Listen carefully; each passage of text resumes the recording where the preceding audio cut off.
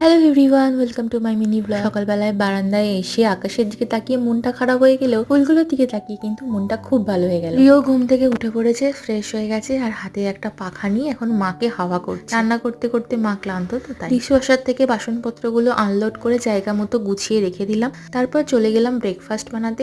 আজকে ব্রেকফাস্টে বানাচ্ছি সুজি উত্তাপাম, সাথে একটু গাজর গ্রেট করে দিয়েছি। খেতে বেশ ভালো হয়েছিল। এখন রিওকে আগে খাইয়ে দিচ্ছি। আজকে আবার বায়না করছে যে মা তুমি খাইয়ে দাও। শরীরটা তো দুর্বল, তাই নিজে হাতে খেতে বোধহয় ভালো লাগছে না। খাওয়া দাওয়া করে পাখিদের এখন খাবার দিতে এসছি, বদমাশি না করলে কি আর চলে। ব্যালকনির কিছু গাছে পোকা হয়েছে, তাই বাঘ কিলার একটু ভালো করে স্প্রে করে দিচ্ছে মনোজিৎ। রিও যেহেতু খুব একটা খাচ্ছে না, তাই মাঝে মাঝে ওকে একটু ডাবের জল, শরবত, জুস এসব দিচ্ছি। অবশ্য আমি দেওয়ার আগেই নিজে ঢেলে নিয়ে নিয়েছি। আমাকে দেখে নিজেও অ্যাপ্রন পরে খুন্তি নিয়ে হাজির রান্না করতে। রিওর জন্য একটু ফিশ ফ্রাই বানিয়েছি, আমাদের জন্য আগের দিনের ডাল, মাছের ঝাল আর উচ্ছে চচ্চড়ি, সাথে ছিল পাঁপড়। আজকের মতো এই পর্যন্তই। সবাই খুব ভালো থেকো।